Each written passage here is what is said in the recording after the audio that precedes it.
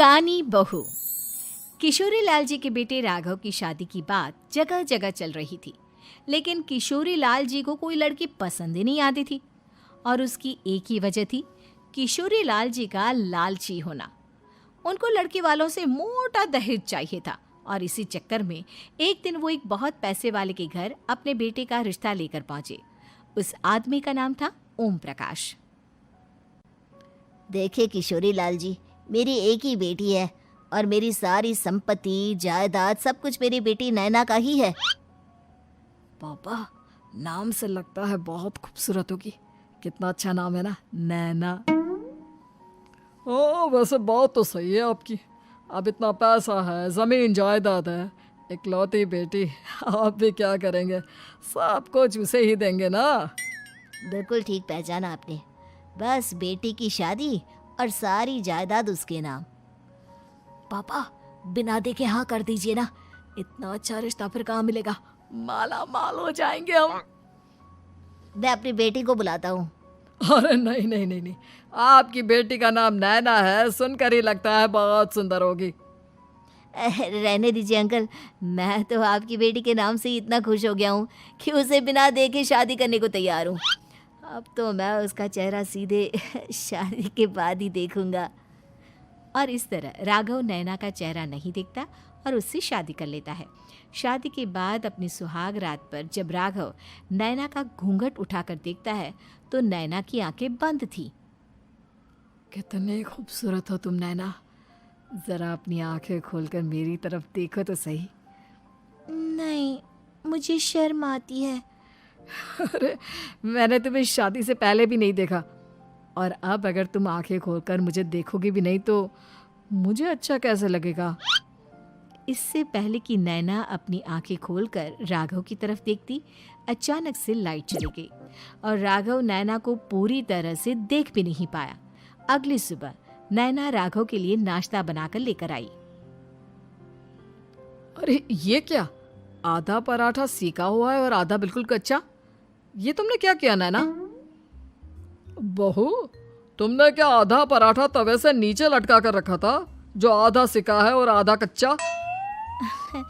मुझे जितना दिखेगा उतना ही तो सीखूंगी ना पापा जी। जहाँ जहाँ मुझे नजर आ रहा था वहाँ मैंने सीख लिया, जहाँ जहाँ नहीं दिखा वहाँ कच्चा रह गया होगा। इसका क्या मतलब है? ये कैसा मजाक कर रही है तुम? अरे बहू, तुमने इतना लंबा घूंघट क्यों लगाया हुआ है? देखो, हमारे घर में बहुओं को बेटी की तरह रखा जाता है, और फिर तुम तो इतना सारा माल लेकर आई हो। देखो, ये घूंघट डालकर रखने की कोई ज़रूरत नहीं है। हाँ नैना, पापा जी ठीक कह रहे हैं, तुम तो आराम से रहो, अपना ही घर समझो। नैना अचानक से अपना घूंघट उठा लेती है। अरे ये क्या पापा, नैना की तो एक आंख फूटी हुई है। नाम से नैना, लेकिन ये तो कानी बहू निकली। मेरे साथ धोखा हुआ है, धोखा। बिना दिखाए अपनी कानी लड़की मेरे संग ब्याह दी। मुझे कानी बीवी नहीं चाहिए। मुझे अभी ओम प्रकाश जी से बात करनी पड़ेगी। आखिर उन्होंने मेरे साथ ऐसा किया क्यों? अरे, आप लोगों ने ही तो पापा से कहा था कि आप लोग शादी से पहले मुझे देखना नहीं चाहते। अब मेरे पापा पर क्यों इल्जाम लगा रहे हैं? अरे लेकिन उन्हें बताना तो चाहिए था ना कि तुम कानी हो, एक आंख से तुम्हें दिखाई नहीं देता।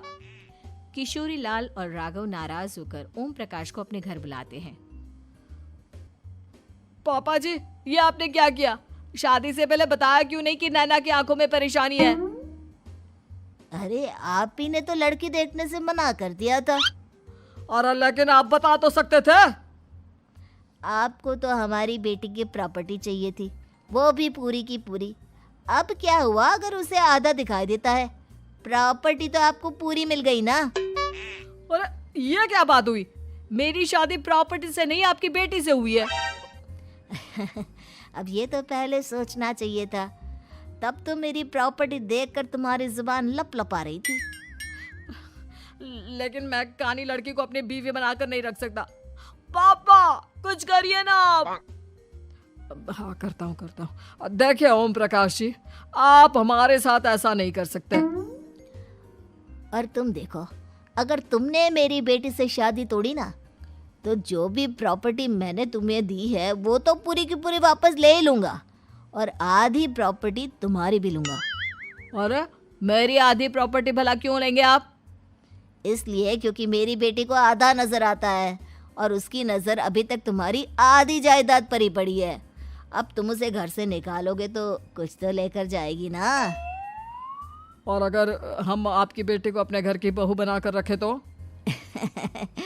तो तुम्हारी पूरी प्रॉपर्टी तुम्हारी ही रहेगी, और जो मैंने तुम्हें दिया है ना, उसमें से बस मैं आधा लेकर जाऊंगा।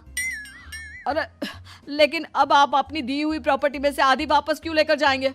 अगर मैं आपकी बेटी को अपनी पत्नी बनाकर रखने को तैयार हूं तो? इसलिए ताकि भविष्य में अगर तुम मेरी बेटी को धोखा दो तो उसके पास कुछ तो रहे जो पति का हो। वैसे मेरे पास तो बहुत कुछ है, लेकिन अपने पति की कोई निशानी तो उसके पास होनी चाहिए ना। अब अगर तुमने मेरी बेटी को कानी कहा तो तुम्हें प्रॉपर्टी भी कानी ही मिलेगी, पूरी नहीं। जमाए राजा।